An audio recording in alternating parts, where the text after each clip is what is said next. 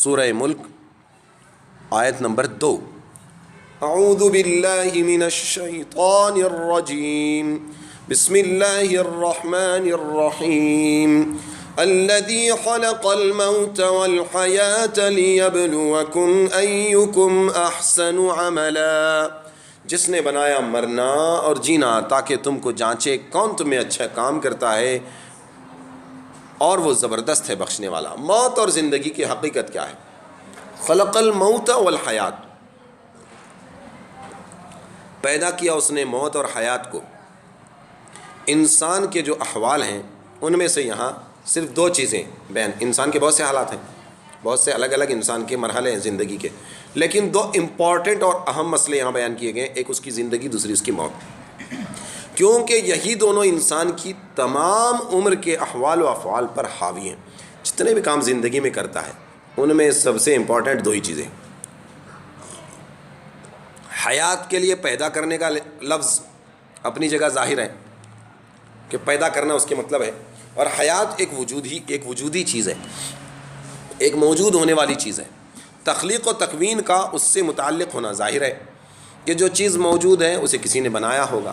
یہ ڈیکس ہے میرے سامنے، اس کو کسی نے بنایا ہوگا نا، یہ ڈیکس ہے، اس کا مطلب کسی نے بنایا ہے۔ یہ نیچے بچھی ہوئی قالین ہے، ہماری نظر قالین پہ پڑتی ہے تو ہم کو یاد آتا ہے یار یہ کہاں بنی ہوگی، کس نے بنائی ہوگی، فوراً یاد آتا ہے کہ یہ کسی نے بنائی ہے۔ شرٹ آپ نے کہاں سے لی، فوراً خیال ہوتا ہے کہاں سے۔ اس کا مطلب یہ ہے کہ ہر چیز کے بننے کی کوئی جگہ ہے اور اس کا کوئی نہ کوئی بنانے والا ہے، یہ ہمارا دل اور دماغ بولتا ہے۔ اب آگے دیکھیے، اب یہاں سوال یہ ہے، ایک سوال ہے، لیکن موت جو بظاہر ایک عدم کا نام ہے، کسی چیز کے نہ ہونے کا نام ہے، کسی چیز کا موجود ہونا سمجھ میں آیا، اس کا پیدا کرنا سمجھ میں آیا، لیکن موت ایک عدم کا نام ہے۔ اس کے ساتھ تخلیق کا تعلق کس طرح ہوا، کس طرح اس کے ساتھ تخلیق کا تعلق ہوا، اس کے جواب میں ائمہ تفسیر سے متعدد اقوال منقول ہیں۔ سب سے زیادہ واضح بات یہ ہے کہ موت عدم محض کا نام نہیں، کسی بھی چیز کے ختم ہو جانے کا نام موت نہیں ہے، فنش، ختم ہو گئی، اینڈ ہو گئی، ختم نہیں، بلکہ روح اور بدن کا تعلق، انسان کے اندر جسم میں روح ہے اور ایک باڈی ہے، ان دونوں کا ایک رشتہ ہے۔ جب تک یہ رشتہ ہے تب تک ہم چل رہے ہیں، پھر رہے ہیں، بات کر رہے ہیں۔ جس دن یہ کنیکشن کٹ ہو گیا، رشتہ ختم ہو گیا، تو یہ ختم کر کے روح کو ایک مکان سے دوسرے مکان میں منتقل کرنے کا نام ہے۔ ہماری روح کو یہاں سے نکال کر دوسری جگہ بھیج رہے ہیں، بس منتقل کر رہے ہیں، اور یہ ایک وجودی چیز ہے۔ کیا مطلب؟ کہ روح ختم نہیں ہوئی، پیدا ہونے کے بعد جو جسم میں پڑی موت تک باقی رہی، موت کے بعد بھی جسم ختم ہوا، روح ختم ہوئی کیا؟ نہیں ختم، وہ روح تو گئی۔ اس کا مطلب اصل چیز روح ہے نا، اصل چیز تو روح ہی ہے۔ عالم ارواح سے ماں کے پیٹ میں روح آئی تھی، جسم تو دنیا کی مٹی سے بنا تھا، ہے نا، ماں کے پیٹ میں بنا تھا، ماں کے خون جگر سے بنا تھا، لیکن روح تو وہاں سے آئی تھی، اور پھر انسان دنیا میں آیا، بڑا ہوا، کھایا پیا، کمایا، عبادت کی، محنت کی، جو بھی ہے۔ اس کے بعد جب موت آئی تو جسم مٹی کا دوبارہ مٹی میں چلا گیا، اور روح جہاں سے آئی تھی اللہ کے پاس سے واپس وہیں گئی۔ اس کا مطلب روح کو موت نہیں آئی۔ تو موت کا یہاں معنی ختم، اینڈ نہیں ہے، بلکہ ایک جگہ سے دوسری جگہ جانا ہے۔ تو یہاں بھی وجود ہے، یعنی روح موجود ہے، یہاں ہے، وہاں ہے، کہیں بھی ہے۔ سمجھ میں آ گئی بات؟ غرض جس طرح زندگی ایک حال ہے جو انسان کے جسم پر طاری ہوتا ہے، ہماری جس زندگیوں میں طاری ہے وہ حال، حیات، زندگی، ہم موجود ہیں، اسی طرح موت بھی ایک ایسا ہی حال ہے جو اس کے بعد طاری ہوتا ہے، اور پھر اس کی روح یہاں سے نکل کے وہاں جاتی ہے۔ اب دیکھیے، حضرت عبداللہ ابن عباس رضی اللہ عنہما اور بعض دوسرے تفسیر کے ائمہ سے یہ جو منقول ہے کہ موت اور حیات 2 مخلوق ہے اللہ کی، مجسم مخلوق، مجسم یعنی جس کو اللہ نے جسم دیا ہے۔ ہوا ہے، ہوا کو کوئی جسم نہیں ہے نا، لیکن یہ ڈیکس ہے، اس کو ایک جسم ہے۔ تو اسی طرح روح ہمیں نظر نہیں آتی، ہم سمجھتے ہیں کہ وہ غیر مجسم ہے، اس کا کوئی جسم نہیں ہے روح کا، وہ کسی بھی جسم میں ہی آ سکتی ہے، لیکن یہ فرما رہے ہیں، کون فرما رہے ہیں؟ ائمہ تفسیر سے منقول ہے کہ موت اور حیات یہ 2 مجسم مخلوق ہے، جسم والی ہے۔ موت ایک مینڈے کی شکل میں ہے اور حیات ایک گھوڑی کی شکل میں ہے۔ اس سے مراد بظاہر اس صحیح حدیث کا بیان ہے جس میں یہ ارشاد ہے کہ جب قیامت میں جنت والے جنت میں اور دوزخ والے یعنی جہنم والے دوزخ میں داخل ہو چکیں گے تو موت کو ایک مینڈے کی شکل میں لایا جائے گا. موت وہاں لائی جائے گی اور اس کی شکل کیسی ہوگی؟ مینڈا دیکھا ہے نا آپ نے؟ کب دیکھا؟ اس کیسا ہوتا ہے؟ اور سینگ؟ مینڈے کے سینگ نہیں ہوتے؟ ہاں تمہارے یہاں نہیں ہوتے ہوں گے، ہمارے یہاں تو ہوتے ہیں، وہ گول ہوتے ہیں نہیں؟ تو وہ مینڈا ہے. بعض علاقوں میں نہیں ہوتے ان کو سینگ. عرب میں جو مینڈے ہوتے ہیں زیادہ تر ان کو سینگ نہیں ہوتے، بغیر سینگ. راجستھان میں ہے، وہاں چھوٹے چھوٹے ہوتے ہیں، مطلب نظر بھی نہیں آتے. بہرحال اللہ تعالیٰ کی قدرت ہے، وہ مینڈے کی شکل میں لایا جائے گا اور پل صراط کے پاس اس کو ذبح کرنے کا اعلان کر دیا جائے گا کہ آج ہم موت کو موت دے رہے ہیں، موت کو ذبح کر رہے ہیں. اعلان کیا جائے گا کہ اب جو جس حالت میں ہے اسی میں ہمیشہ رہے گا، کسی کو موت نہیں آئے گی. جہنم میں ہمیشہ موت آنے والی، کتنا بھی جلائے کتنا بھی مارے، موت موت پکارے تو بھی موت آنے والی نہیں. اور جو جنت میں گیا ہے وہ کتنا بھی کھائے، کتنی بھی زیادہ شکر کھائے، چکنا کھائے، صرف موت آنے والی نہیں. Enjoy your self. جنت میں مزے کرو، مزے کرنے کی جگہ ہے. بیماری نہیں، موت نہیں، بڑھاپا نہیں، خلاص. اب اس کو ذبح ہی کر دیا موت کو. تو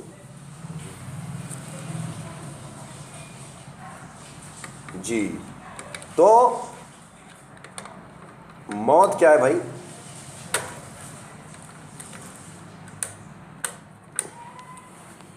اللہم صلی علی سیدنا محمد. اب دیکھیے، مگر اس حدیث سے یہ لازم نہیں آتا کہ دنیا میں موت کوئی جسم ہو، دنیا میں موت کو کوئی جسم ہو، ایسا نہیں ہے. بلکہ جس طرح دنیا کے بہت سے احوال و اعمال قیامت میں مجسم اور شکل والے ہو کر آئیں گے، جیسے حدیثوں سے ثابت ہے، اسی طرح موت جو انسان کو پیش آنے والی ایک حالت ہے، لیکن قیامت میں وہ جسم لے کر مینڈے کی شکل میں ذبح کی جائے گی. دنیا میں تو اس کا کوئی جسم نہیں ہے، لیکن وہاں جسم والی ہو کر آئے گی. اور تفسیر مظہری میں فرمایا کہ موت اگرچہ عدمی چیز ہے، عدمی چیز کے معنی ایک چیز موجود تھی، اس کے ختم ہونے کا نام موت ہے. ایک فلاں بھائی صاحب ہمارے ساتھ تھے کل تک، آج ہمارے ساتھ نہیں ہیں. فلاں چچا تھے، آج ہمارے ساتھ نہیں ہیں. تو ان کے نہ موجود ہونے کا نام، فنا، ختم ہونے کا نام موت ہے. جیسے ہمارے ذہنوں میں یہ بات ہے نا. مگر یہ صرف فنائے محض نہیں، صرف فنا نہیں، بلکہ ایسی چیز کا عدم ہے جس کو وجود میں کسی وقت آنا ہے، ایسی چیز کو فنا کیا جا رہا ہے جو پھر کبھی موجود ہونے والی ہے، یعنی دوبارہ اسے بنایا جائے گا. ختم کا مطلب فنش نہیں. اب تھوڑی دیر کے لیے ختم ہوئی، مٹی بنی، جب قیامت قائم ہوگی پھر دوبارہ اس کا جسم جڑے گا، پھر وہ جیسے اس وقت ہے ویسے ہی زندہ ہو کے کھڑا ہوگا. جس حال میں مرا اسی حال میں اٹھے گا، مرتے وقت جیسا تھا ویسا ہی دوبارہ اٹھے گا. اور ایسے تمام معدومات کی شکلیں عالم مثال میں، ایسے تمام چیزیں جو ختم ہو رہی ہیں ان کی شکلیں عالم مثال میں قبل از وجود ناسوتی موجود ہوتی ہیں، جن کو اعیان ثابتہ کہا جاتا ہے. ان اشکال کی وجہ سے ان کو قبل الوجود بھی ایک قسم کا وجود حاصل ہے. اور عالم مثال کے موجود ہونے پر بہت سی روایات حدیث سے استدلال فرمایا. عالم مثال دنیا میں چیز کے آنے سے پہلے وہ عالم مثال میں تھی، اور عالم مثال میں اس کی بھی اپنا ایک وجود تھا، اس کی شکل تھی. تو اس کا مطلب روح یہاں بھی ہے، اور یہاں سے انتقال ہونے کے بعد بھی وہاں رہے گی، اور یہاں آنے سے پہلے بھی عالم مثال میں، عالم ارواح میں روح تھی. تو ہم صرف 50-60 سال کے نہیں ہیں، بہت پہلے کے ہیں. وہ حساب سے ہماری عمر دیکھی تو ہزاروں سال ہوگی، اور ہزاروں سال سے ہم کبھی مرے نہیں، زندہ ہی ہیں، اور کبھی بھی انشاءاللہ نہیں مریں گے، زندہ ہی رہیں گے. یعنی روح کے حساب سے اگر دیکھیں گے تو ہمیں موت نہیں آنے والی. موت تو جسم کو آتی ہے، روح کو نہیں آتی. اور نام ہم جو رکھتے ہیں وہ جسم کا رکھتے ہیں کیا روح کا؟ جسم کا رکھتے ہیں. آپ کہہ رہے ہیں آپ روح کا. دیکھیے دونوں میں سے کون سی بات صحیح ہے؟ جب تک انسان دنیا میں چل پھر رہا ہے اس کے جسم کو اسی نام سے پکارتے ہیں، برابر. لیکن جس وقت اس کا انتقال ہوتا ہے، اس کا جسم رکھا ہوا ہوتا ہے، روح نکل جاتی ہے. تو کہتے ہیں کہ بھائی ہمارا بھائی چلا گیا، حالانکہ سامنے ہے، لیکن بول کیا رہے ہیں؟ چلا گیا. تو کیا مطلب ہے؟ کہ روح جس کا نام تھا یہ، وہ چلے گئے، یہ تو جسم ہے. پھر بولتے ہیں جنازہ اٹھاؤ. اور کوئی بولتا ہے ڈیڈ باڈی اٹھاؤ، نام نہیں لیتے، زندگی بھر نام لیتے تھے. خالد بھائی آئے، سہیل بھائی آئے، سلیم بھائی آئے، شکیل بھائی آئے، عبداللہ آیا، وہ آیا، یہ آیا، نام لیتے تھے. لیکن انتقال کے بعد عبداللہ گیا، اب جنازہ اٹھاؤ، جنازے کو دفن کرو، ہے نا. ہاں ایسا مسئلہ. ڈاکٹر وغیرہ بھی بیچارے وہ ویسا ہی لفظ استعمال کرتے ہیں. وہ سلیم بھائی کو لے جاؤ نہیں بولتے، ہے کہ نہیں؟ تمہارے سلیم بھائی سوئیں لے کو جاؤ ایسا بولتے ہیں نہیں بولتے. ڈیڈ باڈی لے جاؤ، جنازہ لے جاؤ بولتے. تو کیا مطلب سمجھ میں آیا کہ وہ اصل میں جو ہم کو نام دے رہے ہیں نا، وہ ہماری روح کو نام دے رہے ہیں. سمجھ میں آ گئی بات؟ اب آگے دیکھیے، موت اور زندگی کے الگ الگ سٹیج ہیں، درجے ہیں زندگی اور موت کے.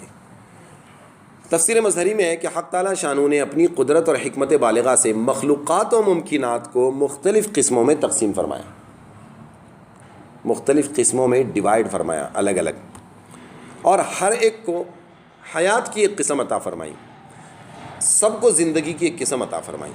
سب سے زیادہ مکمل، کمپلیٹ اور کامل حیات زندگی انسان کو عطا فرمائی. اس میں یہ صلاحیت ہے کہ وہ اللہ کی ذات و صفات کو پہچان سکتا ہے خاص حد تک، اور یہ معرفت حاصل کر سکتا ہے، اور یہ معرفت اور پہچان ہی بنا تکلیف احکام شرعیہ ہے. کیا مطلب؟ اسی معرفت کے اوپر تمام شریعت کے احکام کی بنیاد ہے. آپ نماز کیوں پڑھ رہے ہیں؟ میں نماز کیوں پڑھ رہا ہوں؟ کیونکہ میں نے پہچان لیا ہے کہ اللہ ہے، مجھے یقین ہے، تبھی تو میں نماز پڑھ رہا ہوں. کس کے لیے پڑھ رہا ہے؟ اللہ کے لیے. روزے کس کے لیے رکھ رہے ہیں؟ پورے مہینے پوری دنیا روزے رکھ رہی ہے کیونکہ اس کے دل نے مان لیا ہے کہ اللہ ہے.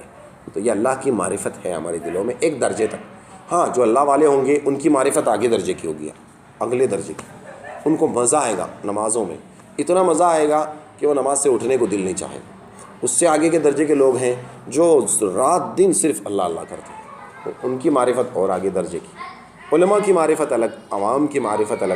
جس کی جتنی زیادہ معرفت وہ اتنا اللہ سے ڈرتا ہے، وہ اتنا زیادہ عبادت میں اور دین کے کاموں میں لگتا ہے. جی، اور یہ معرفت بنا تکلیف احکام شرعیہ ہے، اور وہ بار امانت ہے جس کے اٹھانے سے آسمان و زمین اور پہاڑ سب ڈر گئے. اور وہ بار امانت ہے جس کے اٹھانے سے آسمان اور زمین اور پہاڑ سب ڈر گئے، اور انسان نے اپنی اس خداداد صلاحیت کے سبب اٹھا لیا. اس حیات کے مقابل وہ موت ہے جس کا ذکر قرآن میں آیا ہے. یہ ایک حیات ہے، آیت ہے اَوَمَنْ كَانَ مَيْتًا فَأَحْيَيْنَاهُ. کیا یہ انسان مردہ نہیں تھا کہ جسے ہم نے زندہ کیا؟ تو اللہ فرما رہے ہیں زندگی سے پہلے کیا تھی؟ ایک قسم کی موت ہی تھی نا. یا تو زندگی ہوگی یا تو موت ہوگی، یا تو انسان زندہ ہوا ہوگا یا تو مرا ہوا ہوگا. بھئی جب تک زندہ ہے تب تک مرا ہوا نہیں، جب مرا ہوا ہے تو زندہ نہیں ہے. تو اس کا مطلب یہ ہے کہ ہم پیدا ہونے سے پہلے بھی کہاں تھے؟ زندہ نہیں تھے، یعنی ایک موت کی شکل میں تھے. تو اللہ اسی لیے فرما رہے ہیں کہ کافر کو مردہ اور مومن کو زندہ کہا. کیا کہا؟ کافر کو مردہ کہہ دیا اور مومن کو کیا کہا؟ زندہ کہا. کیونکہ کافر نے اپنی اس معرفت کو ضائع کیا. اللہ کی جو پہچان تھی، اللہ کی جو معرفت تھی، اس کو اس نے کیا کر دیا؟ ضائع کر. وہی اصل انسان کی زندگی تھی، وہ ضائع ہوئی. تو اب وہ کیا کہلایا؟ مردہ کہلایا. جو انسان کی مخصوص حیات ہے، خاص حیات ہے. کہتے ہیں نا زندہ دل انسان ہے، کہتے ہیں نا زندہ دل انسان کا مطلب کیا؟ اس کے دل میں اللہ کی معرفت ہے، اس لیے اس کا دل زندہ ہے. بیٹری اس میں جب تک چارج ہے ہم اس کو بولتے ہیں بیٹری اوکے ہے، اور جب اس کی بیٹری کی چارجنگ کی صلاحیت ختم ہوتی ہے تو ہم کیا بولتے ہیں؟ سب سے پہلے ہم اس کو ڈاؤن بولتے ہیں. کیا بولتے ہیں؟ جب تک اس میں دوبارہ چارجنگ کی صلاحیت ہے ہم اسے ڈاؤن بولتے ہیں. اور جس وقت ایسا ہو جائے کہ آپ چارج بھی نہیں ہو سکتے تو اسے کیا بولتے ہیں؟ ڈیڈ بولتے ہیں. تو یہی مثال ہے کہ جب تک وہ ایمان کی روح ہے تو زندہ انسان، اور اگر ایمان نہیں ہے اس کے اندر، اگرچہ وہ چل پھر رہا ہے، بات کر رہا ہے، لیکن اس کے اندر کی مین پاور ختم ہو گئی نا ایمان کی، تو اب وہ کیا ہو گیا؟ ڈیڈ. اس لیے کہا کافر کیا ہے؟ مردہ ہے.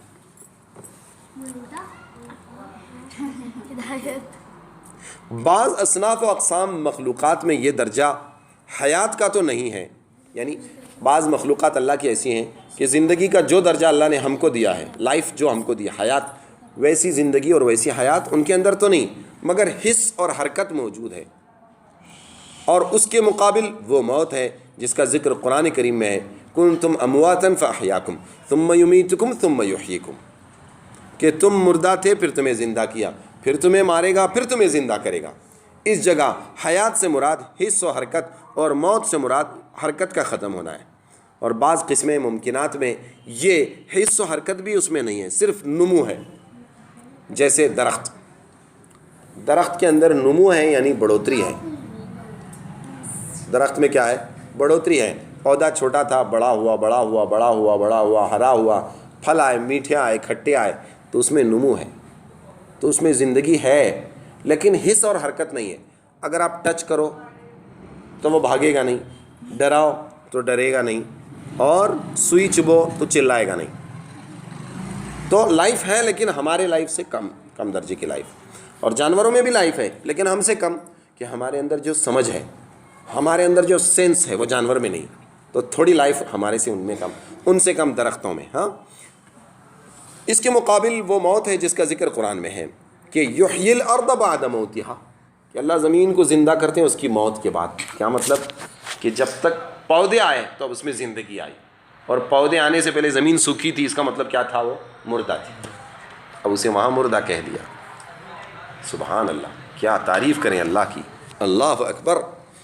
حیات کی یہ 3 قسمیں: انسان، حیوان، نبات۔ انسان یعنی ہم سب، حیوان یعنی جانور، بیل، اونٹ، گائے، بھینس وغیرہ ان میں، اور تیسری قسم نباتات میں۔ نباتات یعنی پیڑ، پودے، پھل، پھول وغیرہ۔ اب ان کے علاوہ اور کسی چیز میں زندگی کی یہ قسم نہیں ہے، اسی لیے اللہ تعالیٰ پتھروں سے بنے ہوئے بتوں کے متعلق فرماتے ہیں اموات غیر احیاء، یہ مردہ ہیں، زندہ نہیں ہے۔ پتھر کیا ہوتے ہیں؟ مردہ ہوتے ہیں، زندہ نہیں ہے۔ لیکن اس کے باوجود ان پتھروں میں، ان جمادات میں بھی ایک خاص لائف اور حیات موجود ہے جو وجود کے ساتھ لازم ہے۔ اسی حیات کا اثر ہے جس کا ذکر قرآن میں اللہ تعالیٰ فرما رہا ہے وَإِن مِّن شَيْءٍ إِلَّا يُسَبِّحُ بِحَمْدِهِ، یعنی ہر چیز اللہ کی حمد بیان کرتی ہے، کوئی چیز ایسی نہیں جو اللہ کی حمد کی تسبیح نہ پڑھتی ہو۔ اور آیت میں موت کا ذکر مقدم کرنے کی وجہ کہ پہلے زندگی کا نام لینا پھر موت کا نام لینا، ایسا نہیں، پہلے اللہ نے موت کا نام لیا پھر زندگی کا نام لیا، کہ اصل کے اعتبار سے موت ہی مقدم ہے، کہ ہر چیز موجود ہونے سے پہلے موت میں تھی۔ انسان دنیا میں آنے سے پہلے موت میں تھا، موجود ہونے سے پہلے موجود نہیں تھا، یعنی موت تھی۔ تو پہلے موت، پھر انسان کی زندگی، پھر بعد میں اس کو حیات عطا ہوئی، اس لیے موت کا ذکر پہلے لایا۔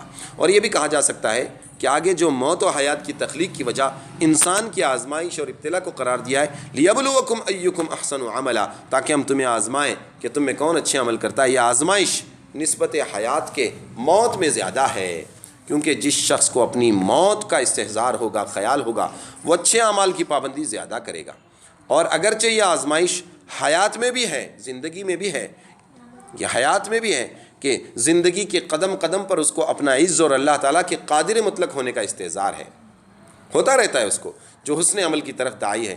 لیکن موت کی فکر اصلاح عمل اور حسن عمل میں سب سے زیادہ مؤثر ہے۔ تو پتہ چلا کہ سب سے زیادہ موت کی فکر سے انسان کو کیا ہوگی بھائی؟ ہاں، آخرت کی فکر ہوگی۔ بات پوری کرنا ہوں انشاءاللہ 2 منٹ میں۔ حضرت عمار بن یاسر رضی اللہ عنہ کی حدیث مرفوع ہے کہ کفا بالموت واعظا کفا بالیقین غنا، یعنی موت واعظ کے لیے، نصیحت کے لیے موت ہی کافی ہے، اتنی بڑی نصیحت اور کیا چاہیے۔ اور یقین غنی کے لیے، یعنی مراد یہ ہے کہ اپنے دوستوں عزیزوں کی موت کو دیکھنا سب سے بڑی نصیحت ہے۔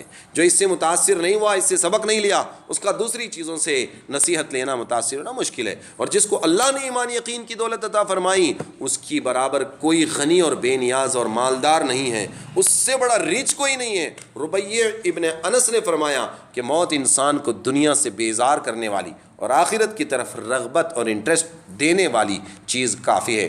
احسن عملا، یہاں بات یہ قابل نظر ہے کہ انسان کی اس آزمائش میں جو اس کی موت و حیات سے وابستہ ہے، حق تعالیٰ نے یہ فرمایا کہ ہم یہ دیکھنا چاہتے ہیں کہ تم میں سے کس کا عمل اچھا ہے، یہ نہیں فرمایا کہ کس کا عمل زیادہ ہے۔ کوانٹیٹی نہیں پوچھی، کوالٹی پوچھی۔ کتنا پڑھتے ہو یہ نہیں، کیسا پڑھتے ہو، اچھا، کتنا اچھا کام تم کرتے ہو، یہ کہا گیا ہے۔ جی، تو اس سے یہ معلوم ہوا کہ اللہ تعالیٰ کے نزدیک کسی عمل کی مقدار یعنی کوانٹٹی کا زیادہ ہونا یہ قابل توجہ نہیں، بلکہ عمل کا اچھا ہونا، کوالٹی اور صحیح اور مقبول ہونا یہ معتبر ہے۔ اسی لیے قیامت میں انسان کے اعمال کو کاؤنٹ نہیں کیا جائے گا، گنا نہیں جائے گا، بلکہ تولا جائے گا۔ کیا کیا جائے گا؟ وزن کیا جائے گا۔ تو تولنا الگ ہے، گننا الگ ہے۔ گننے میں کوانٹٹی آتی ہے نا، 10 20 50 100 1000 لاکھ، کیسا ہے وزن دیکھا جائے گا، کیا ویلیو ہے اس کی وہ دیکھی جائے گی۔ حسن عمل کیا ہے؟ حسن احسن عملہ یہ ہوا، اور حسن عمل سب سے اچھا عمل ہوا۔ حسن عمل کیا ہے؟ ابن عمر نے فرمایا کہ نبی کریم صلی اللہ علیہ وسلم نے یہ آیت تلاوت فرمائی، یہاں تک کہ احسن عملہ تک پہنچے تو فرمایا احسن عملہ وہ شخص ہے جو اللہ کی حرام کی ہوئی چیزوں سے سب سے زیادہ پرہیز کرنے والا ہو اور اللہ کی اطاعت میں ہر وقت تیار رہنے والا ہو۔ تو احسن عملہ کرنے والا کون ہوا؟ جو ہر وقت اللہ تعالیٰ کی منع کی ہوئی چیزوں سے رکے، سب سے زیادہ رکے، سب سے زیادہ رکنے والا، اس کا عمل سب سے اچھا ہے۔ سب سے زیادہ نماز پڑھنے والا نہیں، سب سے زیادہ روزے رکھنے والا نہیں، بلکہ سب سے زیادہ اللہ کے حکم کو پورا کرنے والا اور سب سے زیادہ اللہ کی منع کی ہوئی چیزوں سے رکنے والا، یہ ہے احسن عملہ۔ اللہ